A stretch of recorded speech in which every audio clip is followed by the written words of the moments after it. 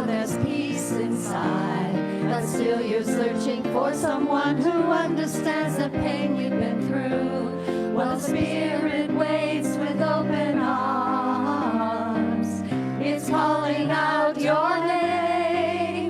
Come on in, welcome home. You are loved and you belong here now. No matter where you've been, come on in. Come on in. You'll find a place of rest in the arms of Spirit. It's waited so long for your homecoming day. It knows the peace you need and the hurt you're feeling. We want to hold you and to wipe your tears away. Well, the door's unlocked, the lights are on. What are you waiting for? Come on in, welcome home. You are loved and you belong here now. No matter where you've been, come on in. There is room enough in the home of love for someone just like you. Come on in, welcome home. You are loved, you belong here now. No matter where you've been, come on in, welcome home. You are loved, you belong here now. No matter where you've been, come on in. Come on in. Come on in, welcome home. You are loved, you belong here now. No matter where you've been, come on in. Come on in. Come on in. Come on in. Come on in.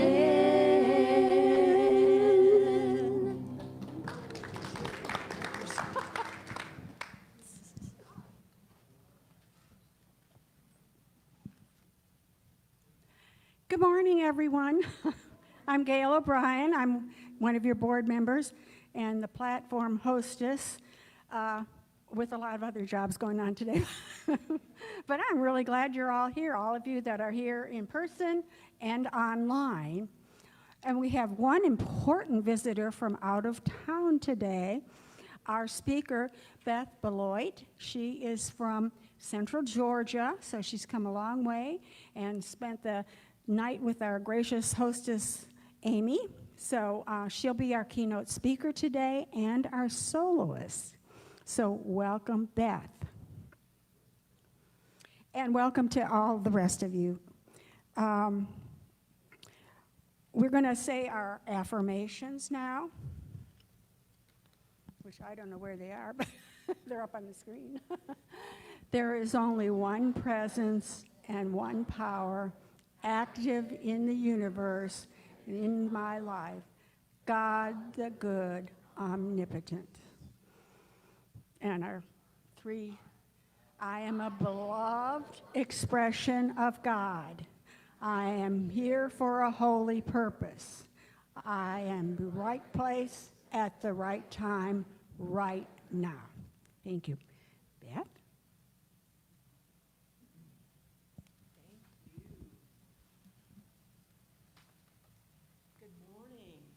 Good to be with you. How nice. And I just have to say, Amy is quite a gracious hostess.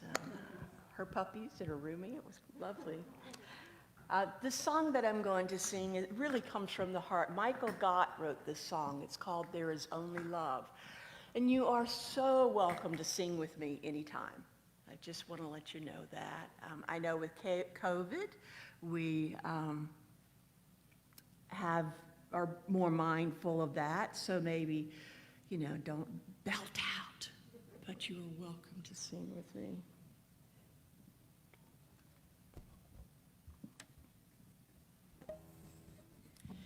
I wanted to tell you that my topic today is about a definition of forgiveness.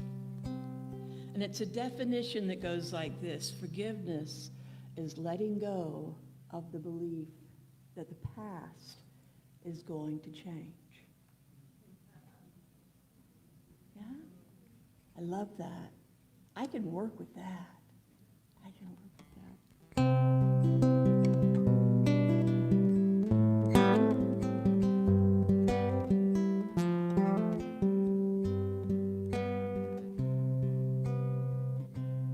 In this moment, in this place, I remember who I am, letting fear and worry fall away from me. I open my eyes and I see there is only love. There is only love. Love that heals, love that sets us free. Ooh, doesn't it? There is only love.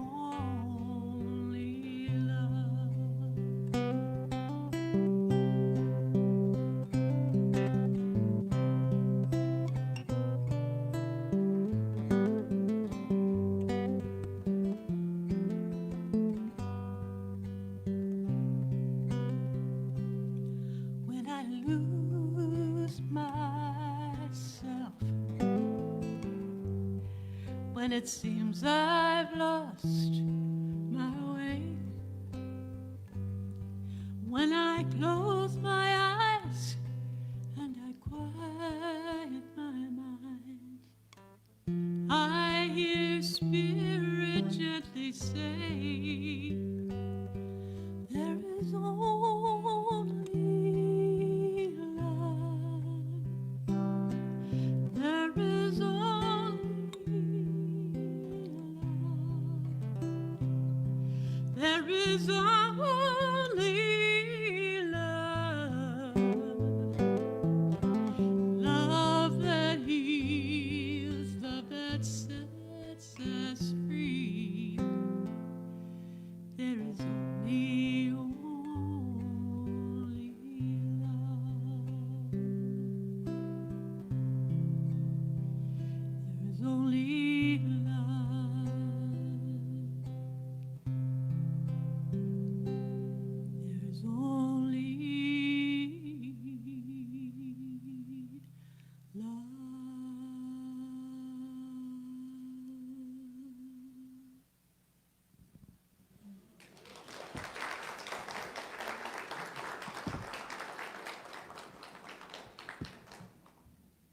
Thank you so much.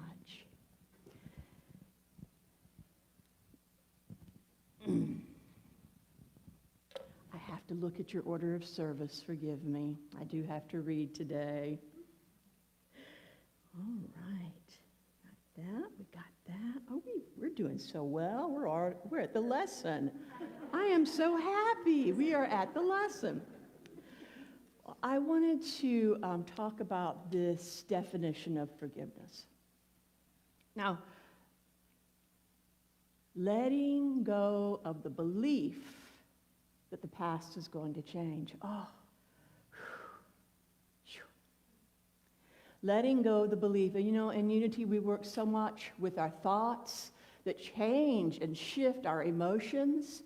And you know, when we have that thing about resentments, that part that kind of keeps us in that place of not wanting to forgive, because somehow it's like we want to juice it. Does that make sense? It's like when we feel as though we have been treated unjustly, sometimes we just want to juice it. You know, it's like some person comes along that hasn't heard our story, and we want to tell it again. And then somebody else comes and we want to tell it again. And then what we're doing is we're constricting our love, and we're constricting our love, and we're constricting our love, and we're constricting our love. And we may have people that are sympathizing with this, maybe even empathizing with this. the real damage that's being done is to us. And this is not an easy one, is it? Not at all. Not at all. You know, when Jesus said, "Father, forgive them, for they know not what they do," that didn't just apply to the people around the cross. A lot of times, I have said things or done things that were hurtful out of ignorance. I could be alone. I don't know. Have you? Have you? And it didn't come from a place of anger or malice or forethought. It just fell right out of my mouth, not even knowing. I don't know if that person experienced pain, or that group, or that whatever experienced pain. But what I know is that that forgiveness part is the part that I am hoping for, always. There's a practice that I love, and when you know that someone is upset with you, and you know that someone is really just, they just can't get you off of their mind. There's some reason they think you have done something and you really haven't done anything, but they think you have. If you affirm that you are not even a blip on their radar, bleep, blip, same thing, on their radar, that their life and in their house, when I talk about house, I mean their life existence. In their house, everything is so good and they are so joyful that anything that happened doesn't matter. Nothing. Nothing matters. And if we borrow something from our brothers and sisters in 12-step fellowships, we recognize that they have a process called the resentment prayer. And the resentment prayer goes like this. If you have a resentment towards someone, you pray for that person that you have the resentment toward to have everything that you want in your life. You pray the same prayer for them as you pray for yourself. And the suggested time is 14 days.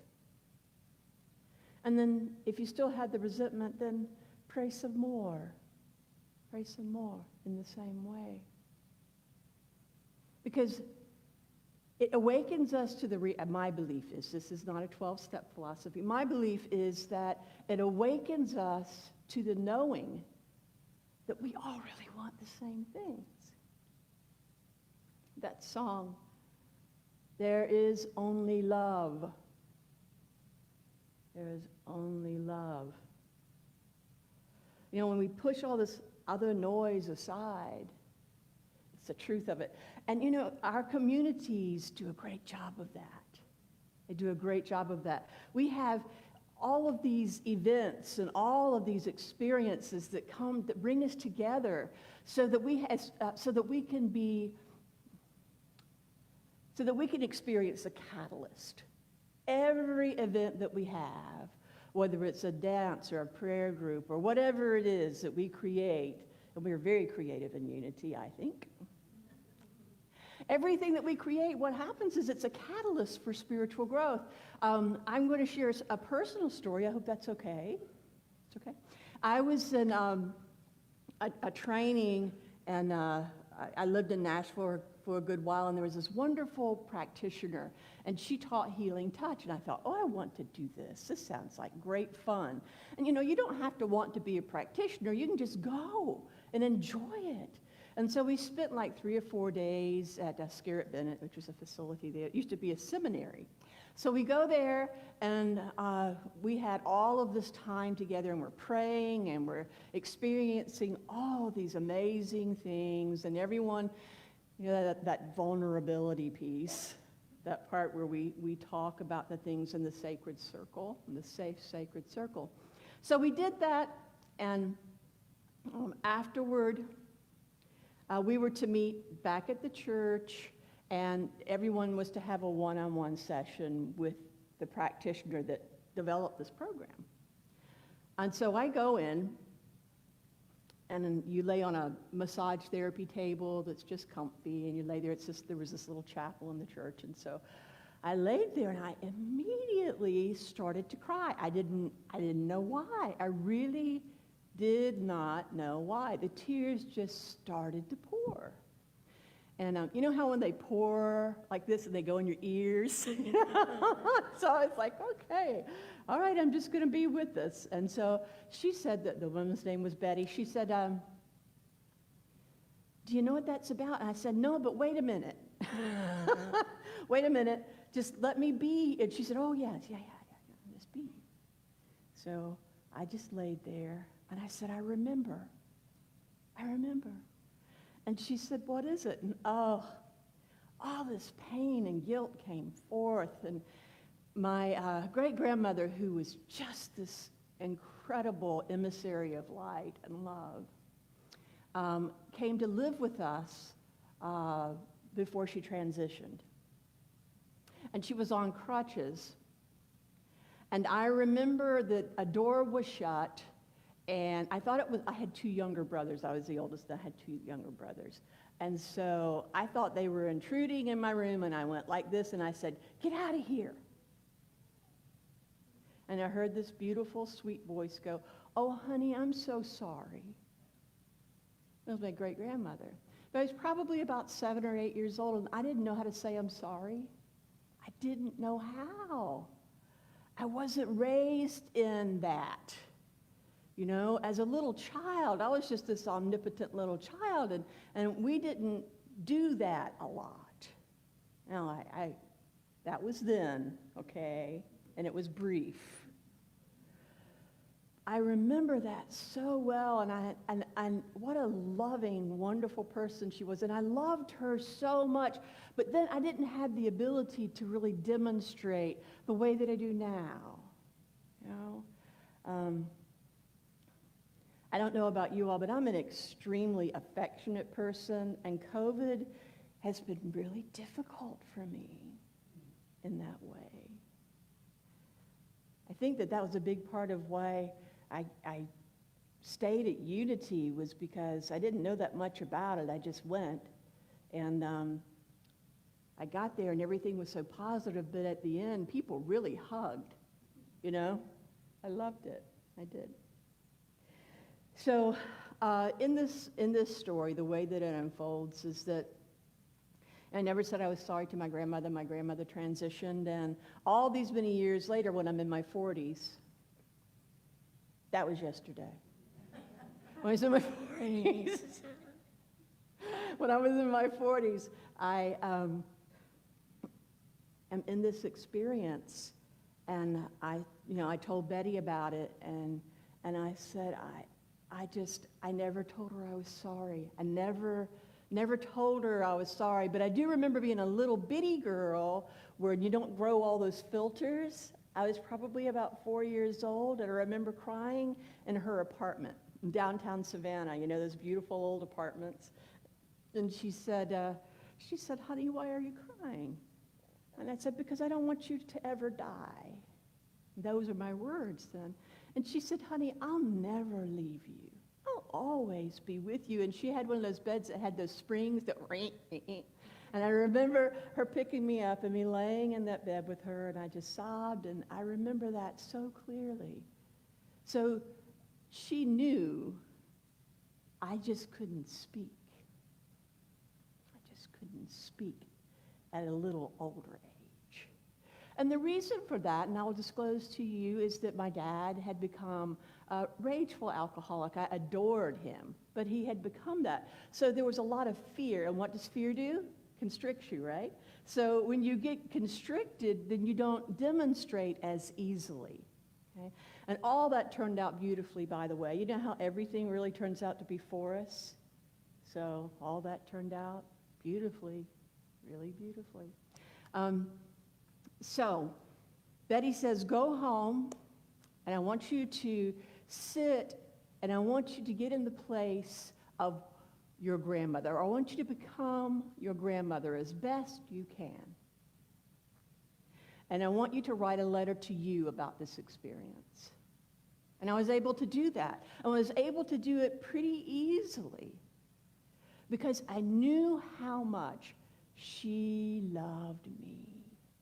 Oh, she loved me. Still does. And what happened was I wrote this letter and I took it back to Betty and it said, "My sweet angel Beth, don't worry another minute. I wouldn't want you to worry about anything. You didn't do anything bad. You were just a little child. Honey, it's okay. I love you." Yes? I was freed. I was freed. There's no telling how many ways I was carrying that around. It left me. And now every time I smell Jergens hand lotion, you know, that, what is it, almond cherry? That's my great-grandmother. She slathered that stuff all the time, and I just feel her presence. Every time I smell that, I feel her presence often. But this is the truth of it. When we can let go of the belief that the past is going to change, we're hanging on to something that is here, way back here somewhere. And yes, it hurts. And yes, our feelings are valid. Yes, we need safe places to go to say, "Oh, that hurt so bad. Oh, that hurt. You know? And to have the balm that soothes you, which is usually someone who loves you very much. And go to prayer and know that the God of our understanding we are the expression of the God of our understanding. And so it is just this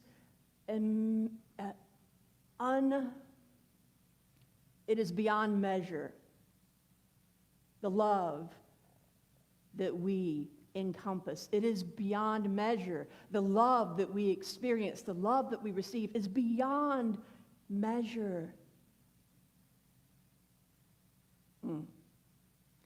There's this African proverb. I love this group called Sweet Honey in the Rock. I love them. Oh, those harmonies, they are so good. And it goes like this. It says, "Where there is light in the soul, there is beauty in the person. Where there is beauty in the person, there is harmony in the home. Where there is harmony in the home, there is honor in the nation. Where there is honor in the nation, there is peace in the world." And isn't that true? Isn't that true? It is so true. And to take, and Rumi says, oh, you have all this information. You know this, you've probably heard it 1,000 times or 1,000,000 times, but it's still one of my favorites. Rumi says, "Out beyond ideas of wrongdoing and right doing, there is a field. I will meet you there. When the soul lies down in the grass, the world is too full to talk about. Ideas, language, even the phrase each other doesn't make sense." The reason the phrase each other doesn't make sense is because it's a language of separation. And what we all know is that when we are experiencing discomfort, most of the time, it is in some way a separation experience. We are never separate. We are never separate from God. We are in the experience of oneness, but sometimes that's really difficult to love, to embrace in our physicality. Because the truth is, even though we know in consciousness we are not victims, sometimes we feel victimized. Communities like this are the healing. Communities like this are the balm. Because we recognize that we are so much greater than that.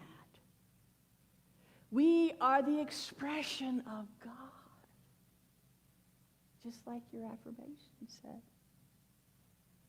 We are the expression of God. Oh, how beloved we all are. How important we all are as a beneficial presence in this world. We have work to do. We have work to do. And those things that impede that, they're just pebbles along the path. Just pebbles along the path.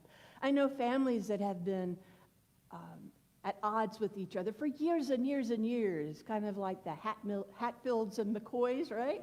And it's like they come into church communities, and it's like, I so wish they could come here. You know? Come here. Be in the oneness. Be in the experience of, some stuff happens that's not pretty sometimes, but we know who we are. We know who we are. I miss the mark often, not on purpose, but I do. So what I do is I clean up my side of the aisle, and I love. And you love. You clean up your side of the aisle, and you love. You not only love, but you are love incarnate here, now. Now we're going to do some other things. We're going to have some meditation, and I haven't paid attention to the clock, but we're going to do what we're going to do. And if that's all right with you, I'm really happy to be here. I'm enjoying my time.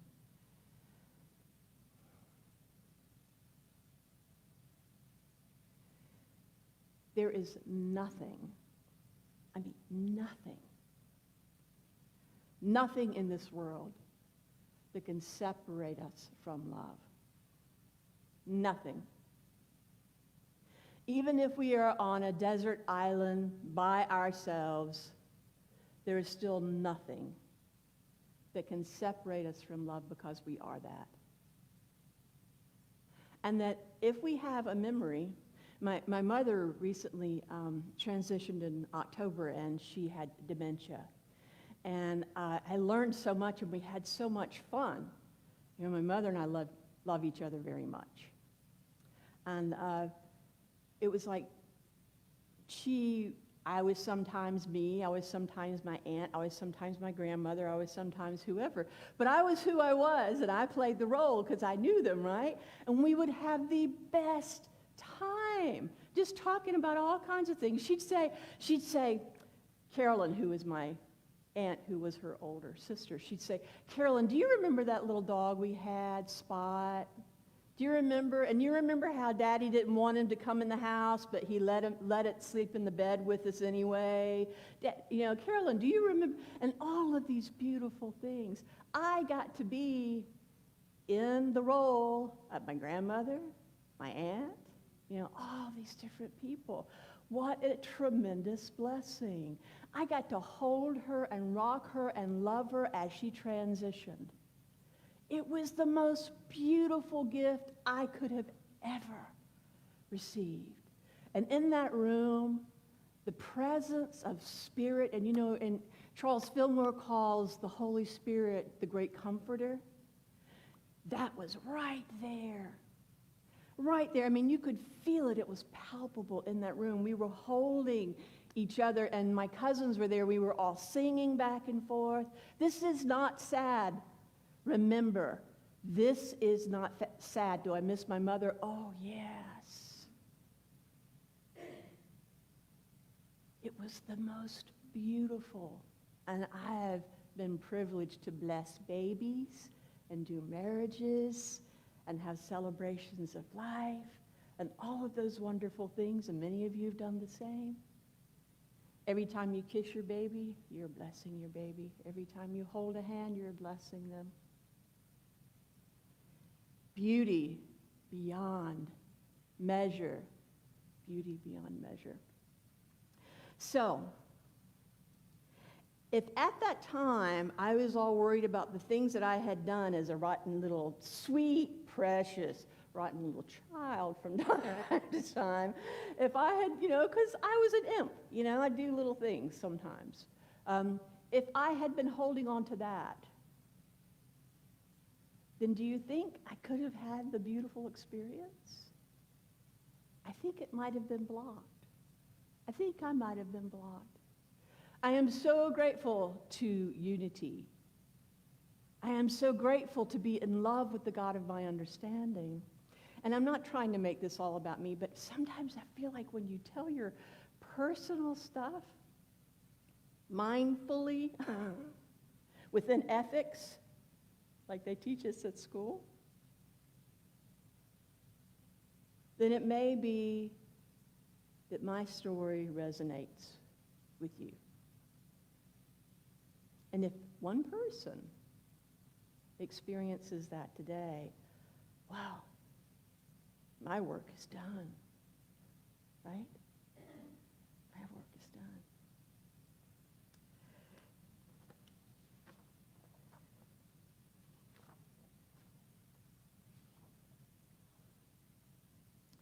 So in our prayer practice, our Unity prayer practice, there are ways that we do it. That in Unity we have tools, not rules so much.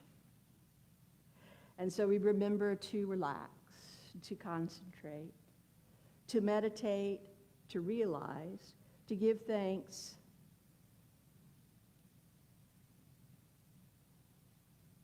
I'm very grateful for you all and for your invitation. Thank you for having me here. I appreciate you. And so now I believe that what we will do is we will do our meditation. And if someone would, can we dim the lights a little bit? Is that allowed?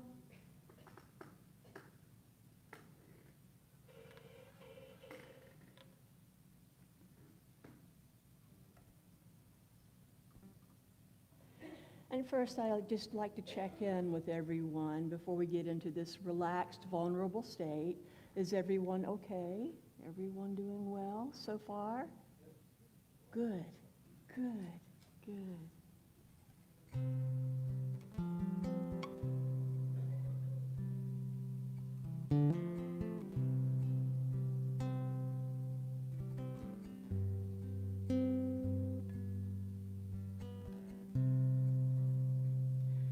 So we allow our bodies to relax.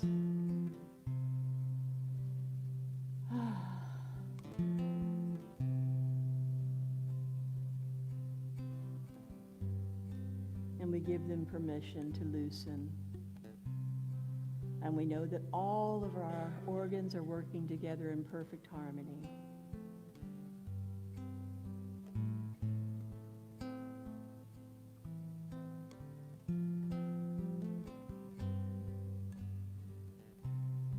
And we allow ourselves to release and let go of those things that no longer serve us.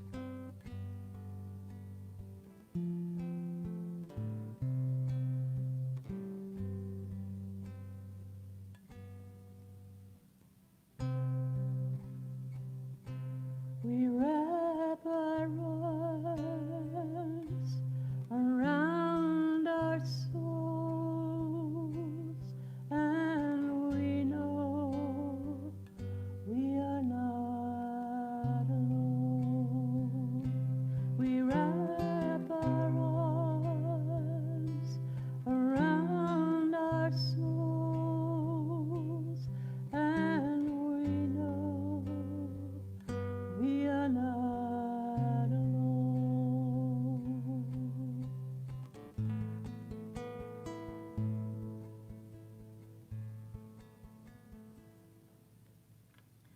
And so now we take a moment and we think about that we truly do wrap our arms around each other's souls in that consciousness way, in spirit. And we feel that now.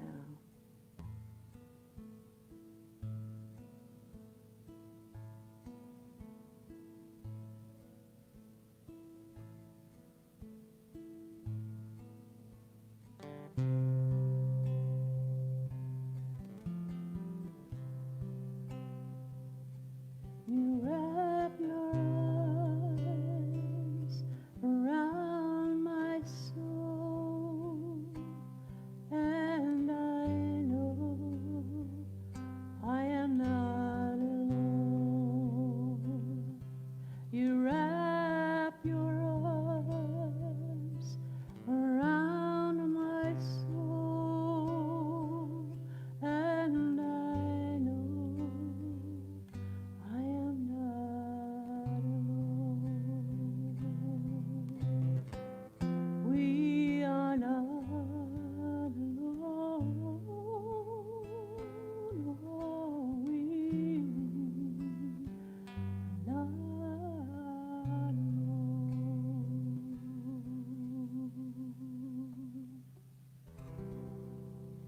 Now we're going to take just a few moments and go to the silence, where we can take all of the things that fill up our mind space, and we can allow them to fall beside us and know that if they are important, that we will pick them up again. But for now, just concentrate on your breathing in the silence.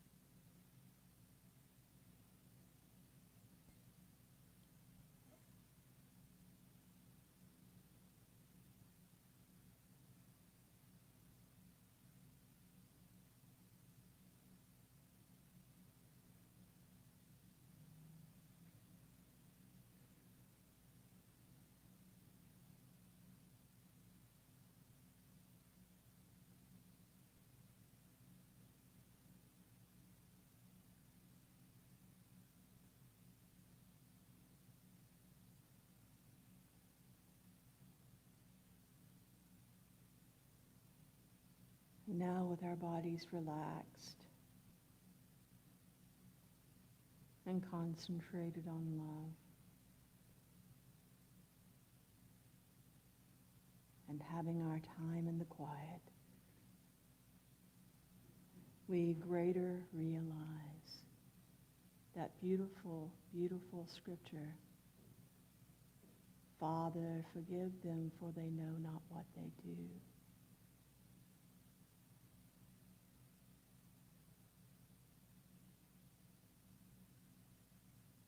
And we realize that this truth allows us to loosen any grips on the past that we may have.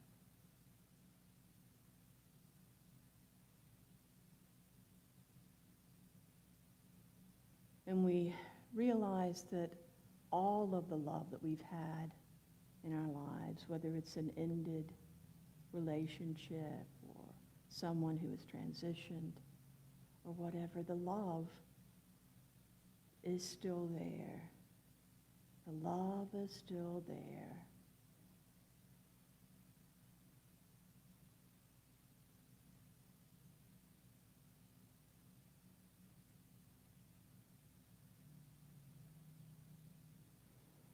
And we say, thank you, thank you, thank you. Thank you for all that is, for the lessons from all that has been. And we sizzle with zeal and enthusiasm with what is to come. We see the wholeness of this world. We know that the wholeness is here.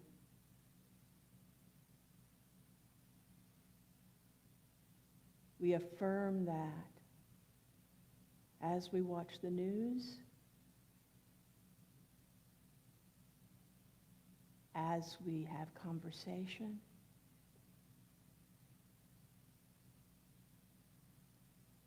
we are adults. We are grown-ups.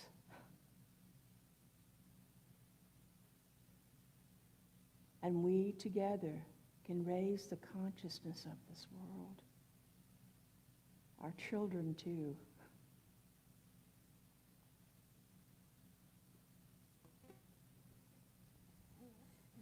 We wrap our arms around our souls, and we know we are not alone. We are not alone. We are not alone. And so being aware of where you are seated right here in this beautiful sanctuary in Wilmington, Unity, I invite you to take in a deep cleansing breath, and to breathe out, and when you're ready to gently open your eyes.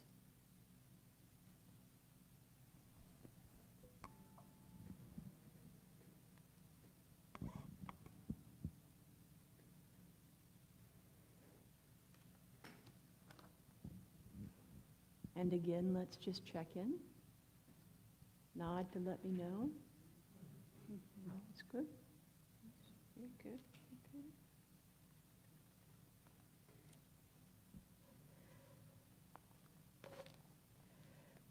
Would you like for me to do the song during the offertory? Yeah, okay. Yeah, you can stay there. We can share.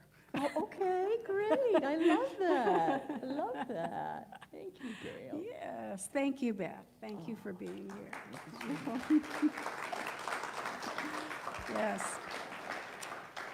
Now it is time to show our gratitude through our offertory, and we have several ways of giving to Unity.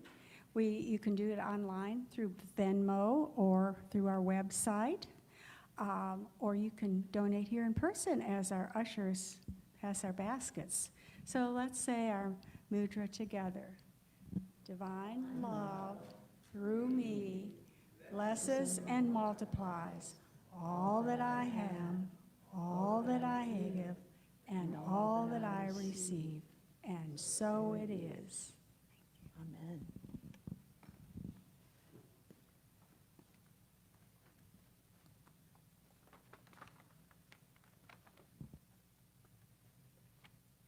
May I use your iPad to hold my paper in place? Thank you.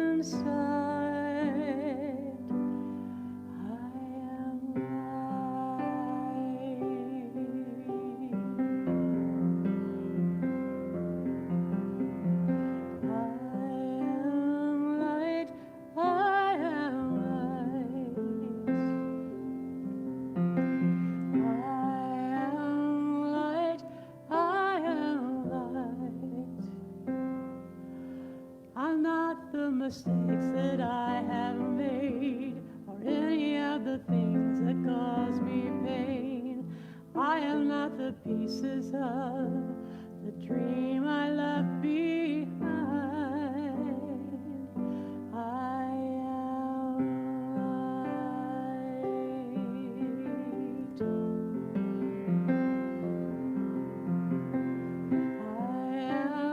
light. I am light. I am light. I am light. I am light. I am not the color of my eyes. I am not the skin on the outside. I am not my age. I am not my race. My soul inside is all eyes. I am light. I am light. I am light. I am light. I am divinity defined. I am the God on the inside. I am a star, a piece of it all. I am light. I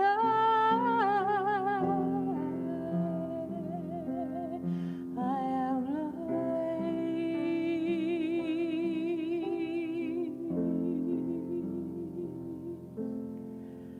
I am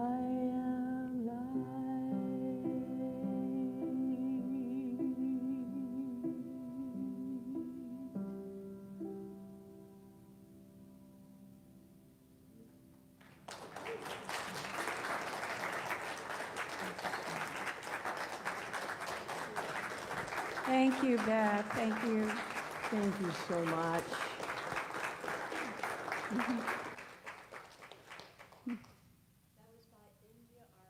Just want to say that for the- Wonderful, yes. wonderful. Thank I you. think I'm finished. That makes it Yes. better. Thank you so Now it's my much. turn Thank again. you so much. Okay. Thank you. Let us just take a moment to express our gratitude for our offertory. Thank you to all who've given here and elsewhere. We are very grateful. The daily word for today is gratitude. And so we have an attitude of gratitude as we see the blessings in the good in each situation. And we say, thank you, Father. And so it is. Amen. Now, we do have a few announcements this morning before we close. So if you'll, I know they're listed behind me, but I'm going to just go for it. We have the first thing is we have a community connection this morning right after the service here, and Myron will be leading that. Myron, are you coming up right after we finish before we take our break? Is that? Yeah, why don't we do that? Okay, so just stay seated when I get through, and Myron will come right up, and we'll just go through that. So we have the community connection. It just gives you an opportunity to ask any questions that you may have about how the church is going and what you might be able to do to help, and anything that you have on your mind for that. And then we have a few events. The Curtan event is coming up. That's next Sunday, August the 28th. You could join us here in the sanctuary after the service. It's at 1 o'clock for 45 minutes. It's a spiritual mantra meditation process called Kirtan, and it is a call and response using transcendental mantras. The World Day of Prayer is coming up. That is on Thursday, September the 8th. So there's prayer slips that Teresa has back there. You can pick one up. You may have picked one up when you came in, but just put your names for prayer requests on those forms, and you can drop them in the prayer box over here. So, and Teresa will be the prayer minister for today if you need some special prayers after the service. She will help us with that. And then we do have a new members class coming up. on September the 10th. It's going to be via Zoom, facilitated by Eliza. So there is a sign-up sheet in the back for those of you that would like to join, become members of the church. So please do that, and then you'll get the link to the information on the Zoom link to join us as a member. And then our other, one of our other big announcements is the Prosperity Plus class that's coming up. That is also going to be done by Eliza Bloom Robinson, who's our transitional consultant. And it will be an online class. It'll be on Zoom. And these are the flyers on that. They are back there on our table at the back of the sanctuary. You can pick one up. There's a link on there. It tells you how to get to the information to join the class, and we'll have more information about joining us for that class next week. So with that, I think we're ready to have our closing. We're going to have we'll do our prayer for protection first, and then we'll have Myron come up. Thank you, Katie Deese, for being here, our music director. And thanks for Christine, our sound person. Okay, so let's say a prayer for protection. The light of God surrounds us. I am the light of God. The love of God enfolds us. I am the love of God. The power of God protects us. I am the power of God. The presence of God watches over me. I am the presence of God. Wherever we are, God is, and all is well.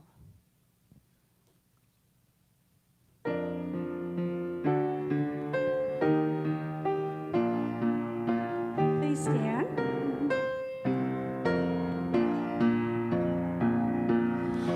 Let there be peace on earth, and let it begin with me.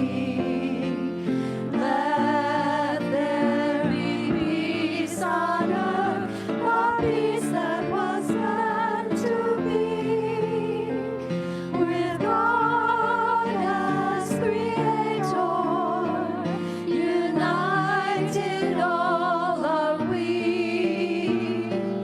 Let us walk with each other in perfect harmony. Let peace begin with me. Let this be the moment now. With every breath I take, let this be my joyous vow, to take each moment and live each moment in peace eternally. Let there be peace on earth, and let it begin with